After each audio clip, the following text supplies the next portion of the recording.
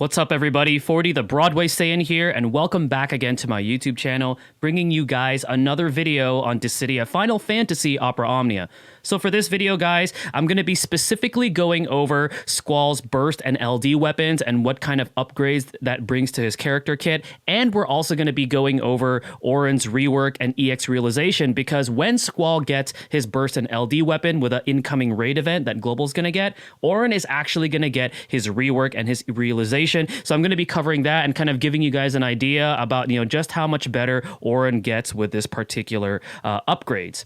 Now, as always, guys, before I move on with the video, I want to give a massive shout out again to Rem and the Dissidia DB, because all of the information that you find on this video comes from his website. I also want to give a shout out to the Tonberry Troop for all of the efforts they put into creating those beautiful infographics, summarizing the characters that I talk about, giving you guys an idea of how they work, and also what kind of artifact passives to go for and things like that. Also, massive shout outs to MacNull and the Dissidia info, as well as the Opera Omnia tracker for those very, very resourceful and useful websites. And last but not least, the Final Fantasy TCC podcast, giving us global players a weekly podcast to help step up our games in Global Opera Omnia. All right, guys, without further ado, let's go ahead and talk about Squall's BT and LD release, as well as AURON'S rework and EX realization.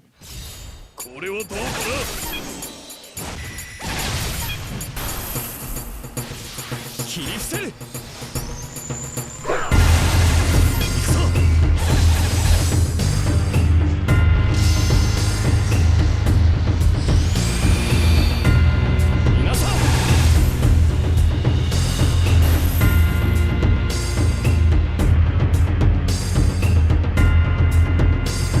AURON was first introduced in Opera Omnia as a melee damage dealer, focusing on debuffs, one in particular that caused enemies to be more vulnerable to melee-type attacks. However, due to his low skill usage and subpar potencies, he was generally sidelined in favor of other characters, despite the fact that he is currently the only melee Imperial user in Opera Omnia. His rework vastly improves his performance, starting off with a skill 1 Banishing Blade, now receiving +5 additional uses, pushing its max usage to 8. It now delivers 6 Brave hits, has a much higher Brave potency, now has 120% Brave overflow, deals 50% HP splash damage, now inflicts initial Brave down and max Brave down on all enemies, and extends their durations by 1 turn, slightly improves the effects of his max Brave down debuff, and grants him a unique buff called Bushido for 8 turns, which increases his attack and max Brave. While Bushido is active, AURON gains access to his Brave Attack Plus, which delivers 3 Brave hits and now has a much higher Brave potency. AURON'S Skill 2 Purgatory gains 3 additional uses, pushing its max usage to 7, now delivers a 4-hit non-elemental melee single target Brave, plus 1-hit non-elemental melee AoE Brave plus AoE HP attack with a much higher Brave potency, deals 100% AoE HP damage, increases the success rate of inflicting melee imperil, now inflicts melee imperil on all enemies, and extends the duration by 2 turns, and also grants his unique buff Bushido for 8 turns. On top of his rework, AURON'S returning EX weapon receives a realization which grants him the following upgrades. 0 out of 3 improves his EX ability Dragon Fang, now delivering a 2-hit non-elemental melee AoE Brave plus AoE HP attack triggered twice, higher Brave potency, now has a 120% Brave overflow, extends the duration of his melee Imperial debuff by 1 turn, and extends the duration of his physical attack up buff by 2 turns. His HP attack changes into HP attack plus, which is a 3-hit non-elemental melee AoE Brave plus single target HP attack with increased Brave damage against a single target, now has a 120% Brave overflow and deals 20% HP splash damage. 1 out of 3 permanently raises his max Brave and attack. 2 out of 3 raises his EX ability's recast speed to normal, allows AURON to start the quest with Bushido and physical attack up for 8 turns, and fills his EX gauge to max.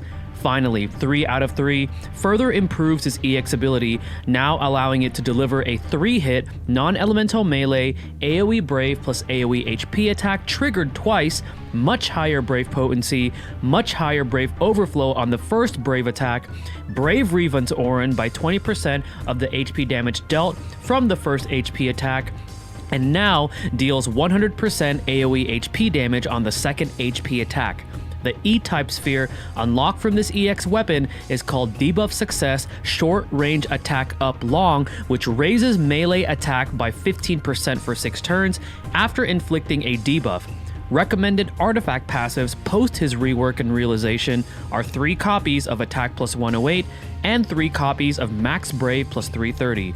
His debuff attack up 2-star can also be a decent option if your RNG with artifact passives isn't that spectacular, or if you just don't have the patience to farm artifact passives.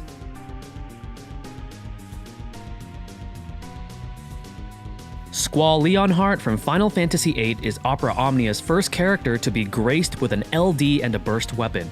While Squall doesn't receive a rework this time, these weapons give the upgrades needed to push his damage capabilities further.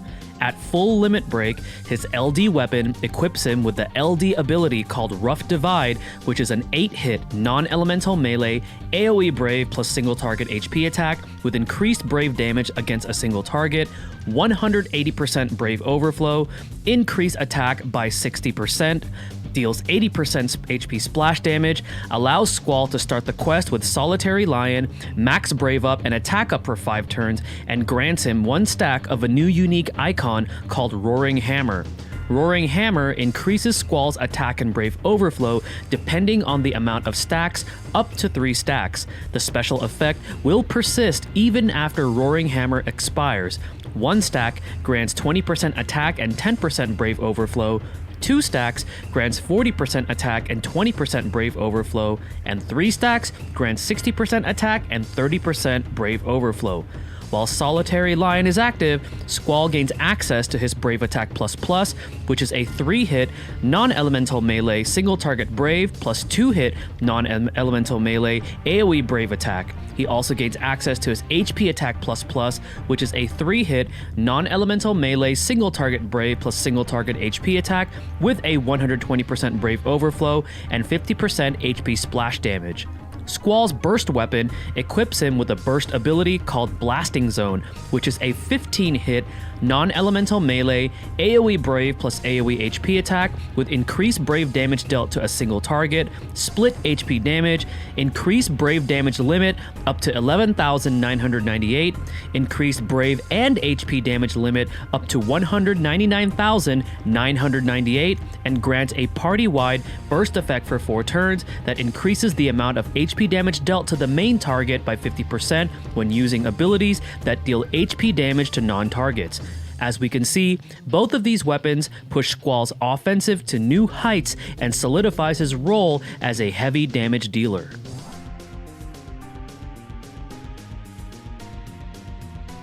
Alright guys, so now that we've gone ahead and covered AURON'S rework and realization, as well as Squall's LD and burst weapons, what are my overall thoughts on these characters? Let's take a look at Auron first. So remember, originally Auron was our only melee Imperil specialist who focused on being able to make enemies more vulnerable to the melee type Brave damage. The problem with Auron though, before he got these upgrades, is that he had low skill usage and also his damage potencies weren't that great. When he first got his EX weapon, I guess its saving grace on top of applying that melee Imperil was also that it can delay all enemies by 1 turn, but even then the damage on it was kind of super questionable because it was just a 2-hit, non-elemental AoE melee Brave attack, plus AoE, HP attack. So it's just kind of like, all right, well, why would I want that when there's other characters that could do just so much better? So, the poor man was sidelined, but now he's definitely been improved. More hits. He now has overflow,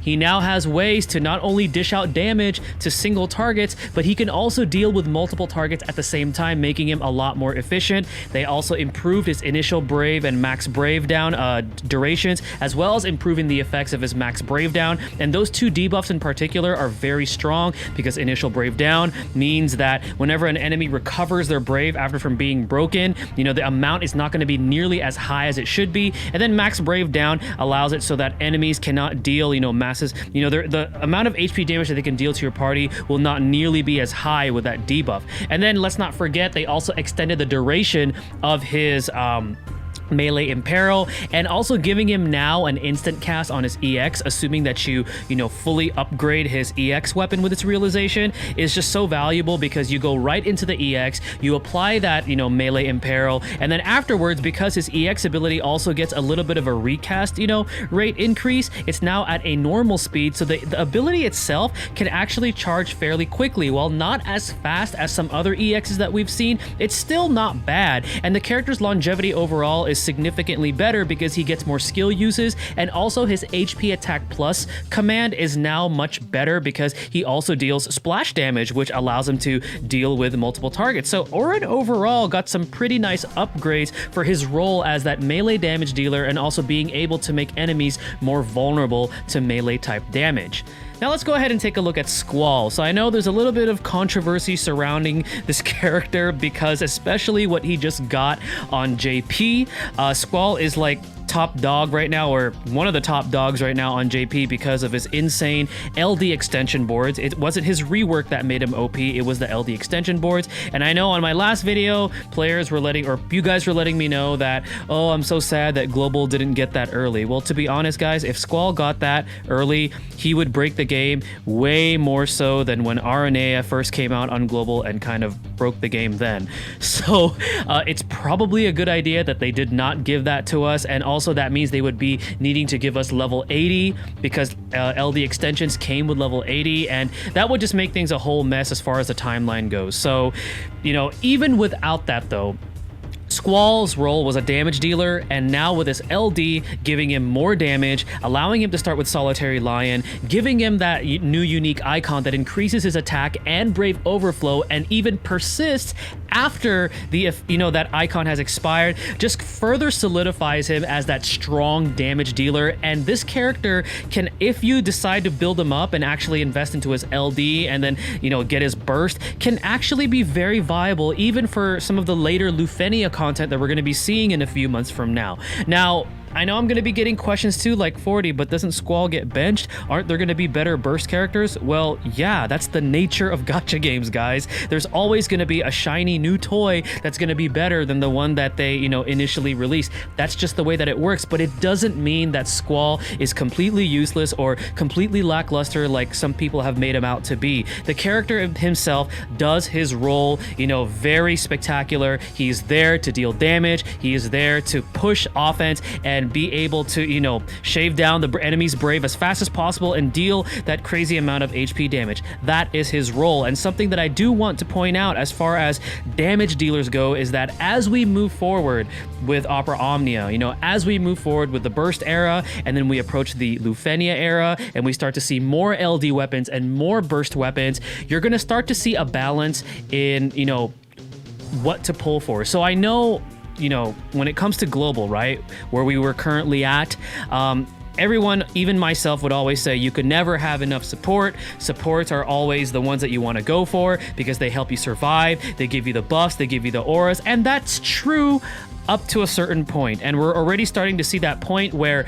raw damage dealers and support characters are getting closer to being on an even playing field where you need to have a balance of both, because later on, if you try to bring a party of like full support characters, you're just not going to have enough damage to be able to deal with some of the other harder content that we're going to be seeing. And then what's going to end up happening is you're gonna run out of skill usage, and then that's that. So you need to have a balance, and we're gonna be starting to see that, you know, happening as we move forward with this current era, all the way up until, you know, the Lufenia era and so forth. So just wanted to put that out there, you know, as far as, you know, the whole damage versus support thing, because I know right now support is definitely still more preferred, but later on it will balance itself out.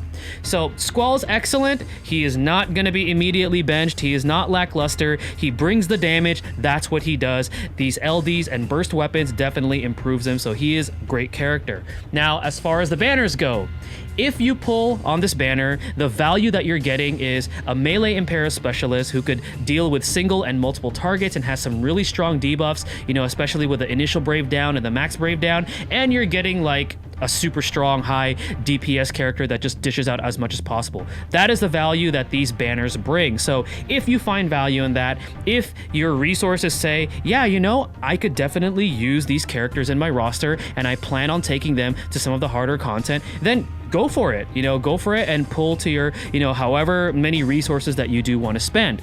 Now, if you do pull for the banners, I highly suggest that you go for Squall's LD first and not have to worry about chasing the burst, only because burst have the lowest percentage rates of pull.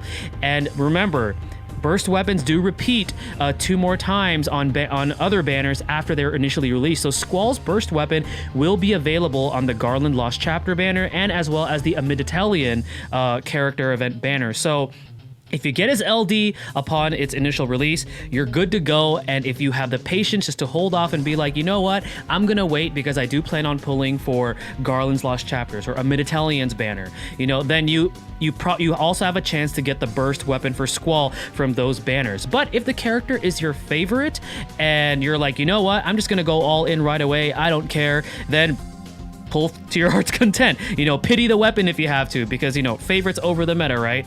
And also, one thing that I do want to point out is if you guys do decide to pull on the banner, well, which one should I pull for? Well, the first banner is going to have Squall's EX weapon on there as well. It's also going to have Auron, who is the character for this particular raid event that's going to be getting upgrades, and it's also going to have Steiner. So here's how I would pull. Let's say I'm the one that's like, okay, I want to go for Squall's LD weapon. If I already own Squall's EX weapon, then I would actually value the Kate Sith banner a little bit more, assuming you don't have Kate Sith's EX weapon, because if you guys plan on tackling the Chaos Challenge where you have to take 3 boosted characters, you definitely want to take Kate Sith for that, because Kate Sith's the only support character currently, you know, for the boosted characters that you could take, the only one that could really heal you properly and be able to provide you, you know, the Brave Battery and the buffs. But if you already own Kate Sith's banner and let's say you're missing Auron's and you're like, you know what, I want to give Auron a shot, I want to, you know, add him to my roster being that melee Imperial Specialist with his new rework and also his realization, then I would value the banner with Auron's weapon more. So that's how I would strategize my pulls, you know, if I am really going ham on this banner and I really want Squall's LD and also the burst.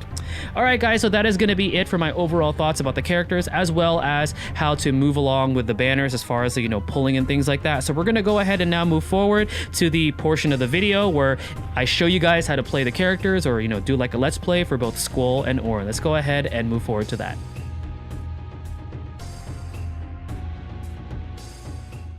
Alrighty guys, here we are with the Let's Play or How to Play portion of the video, where I show you guys, you know, how to play these characters that I'm talking about on these specific videos. Now, in terms of both Squall and Auron, even with their recent upgrades, they're fairly straightforward compared to some of the other characters that we've seen, such as like Eldnarsh or Trey, who, you know, are a little bit more on the complicated side as you know, in terms of like playing them and things like that. But we're just gonna go ahead and go over them because both of these characters did get something new. Now, I am gonna address something with Squall. I already know I'm going to be getting a lot of comments or questions about his rework and LD extension board that recently made him super powerful on JP. What I did for this demonstration is I purposely removed the passives from his LD extension board because we're not going to be seeing that version of Squall on the global side of the game until about 9 months from now, because JP literally just got it. So for those of you that are wondering, hey, how come we didn't get Squall's OP-ness early? Well, it's because it would literally break the game even worse than RNA Omnia did when she first came out, if they gave that to us early. So just putting it out there. You guys will see his rework at hand, but his rework was more of like a quality of life upgrade, giving him, you know, the additional HP attack on his skill 1 and also giving him a little bit more overflow on his skill 2, plus the additional skill uses. That doesn't really break the game, and I cannot remove a rework, so you're going to see that in action. But anyways, enough talking. Let's go ahead and go forward with Squall and Auron. So Squall's pretty straightforward. His skill 1, you know, has that, you know, it has that AoE brave attack at the very end, and then he deals, you know, HP damage, and then his Renzokuken Plus allows him to do 100% AoE HP damage. You also have now his Rough Divide, which is coming from his LD ability. And again, the cool thing about his LD having the actual passive is, you know, it allows him to start off with Solidary Lion, which, you know, comes from limit breaking the particular LD weapon. But we're going to go ahead and go into his Rough Divide. So this is it right here.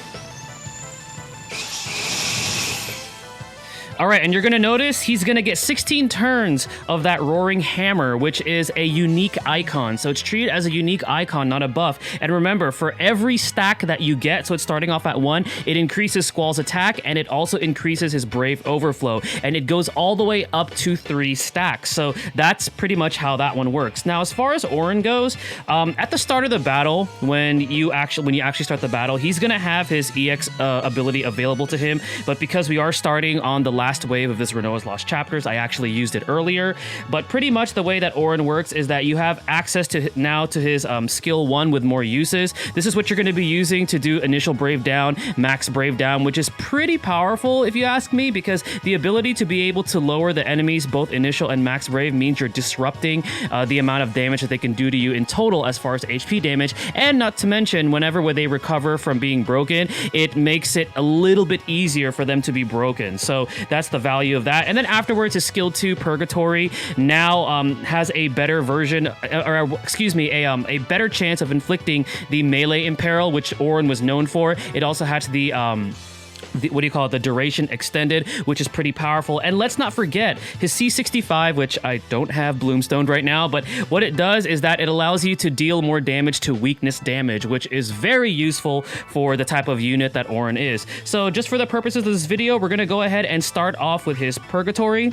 And one thing that I really like about both of these characters, especially Auron, is that their damage is now super consistent as far as being able to do single target or being able to do AoE, because they have some sort of splash damage, split damage, 100% AoE damage. So that's one of the things that I really like about these characters. And also they both have very, very good HP attack plus commands that also have splash damage, which means these characters have very, very good longevity now. So now we're gonna go back to Squall's turn. So a lot of people are gonna ask, so when is the opportune time to use the burst? Well, that's generally based on your discretion, because, you know, I can't speak for you when you're actually playing a chaos fight. It's gonna depend on your team comp and things like that. But generally, you want, for Squall, what I like to do is I like to wait until I have 2 stacks of his of his Roaring Hammer. So then that way, when I use the burst, you're going to get that free usage of his LD ability, and then you could get the 3 stacks and fully benefit off of it from that. And then that way you're able to do more damage from his burst.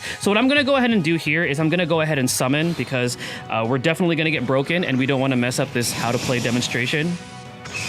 Okay, so we're going to go ahead and use his Rough Divide again. So now we're going to be at 2 stacks of his unique icon buff. So now we have more attack and more max Brave. And now, as we can see right here, Auron has access to his EX ability. And remember, when you fully limit break it, fully realize it, it is going to be at a normal recast rate. So it's actually fairly fast. You know, not as fast as some of the other EXs, but normal speed is pretty good if you ask me. All right, so we're going to go ahead into Squall's EX. So we all are very familiar with this by now. He does 2 very powerful Brave plus HP attacks, because Squall's all about that massive amount of damage. What we're going to go ahead and do here now is use initial Brave, his Auron's skill 1 for initial Brave Down and max Brave Down. This is going to be Squall's HP attack plus right here. Again, it does have splash damage, and so does Auron. So that's, again, one of the things that I really like about these characters. Very consistent with their damage, whether it be single target, whether it be, you know, dealing with multiple targets. Okay, so now that I have 2 stacks of Roaring Hammer, now I'm going to go ahead and burst, because I know that I'm going to get a free usage of his LD, which is going to allow me to get that 3rd stack up. So we're going to go ahead and do that right here, Rough Divide. There we go. All right, and now I'm gonna go ahead and go into skill 1. And again, that second HP attack, that's part of his rework, which I can't remove that. So that our Squall and Global doesn't have that yet, but that is part of his rework. And then this is going to be his Renzo Kukin. It has, you know, overflow. It has a little bit more overflow. And then we're going to go right into his EX. All right, and now we're going to go right into his HP attack plus. And then finally, his amazing burst animation, where he does Blasting Zone and deals a ton of damage. I mean, look at the amount of damage this does, which is rightfully so. That's what Squall is all about, dealing a ton of damage. All right. Very, very cool. And remember, the burst effect for this particular burst weapon is he enables you to deal more HP damage with abilities or skills, I mean, that deal some sort of HP splash damage. So that definitely benefits somebody like Auron. Now, as far as team comps go, I know in Global we're about to see Dimensions and 14. And that one is going to be resistant to range, and it is very desirable to bring melee type units. If you want to go like a super aggressive route for that particular DE, a team that you could actually take, assuming that you get Squall's gear and also Auron's gear, is you could take Auron, you could take Squall, and you could take Raijin. Raijin actually greatly benefits this team because he also gives physical attack up. He has the Thunder Enchant, and he also has the Thunder Imperil. Not to mention, Raijin also has that AoE paralysis, which can come into handy and provide a lot of clutch as far as, you know, being able to deal with some dangerous strategies that you might come across in some of these harder Chaos stages. All right, guys, I know that was a little bit lengthy when it comes to doing this Let's Play How to Play, but, you know, my intentions are to, you know, show these characters to you guys with these upgrades and kind of give you guys an idea of how to play them, so then when they come out, you know, it's gonna be helping you guys out. All right, guys, thank you again for watching my video. Stay tuned for the next one. Mahal, guys. Take care.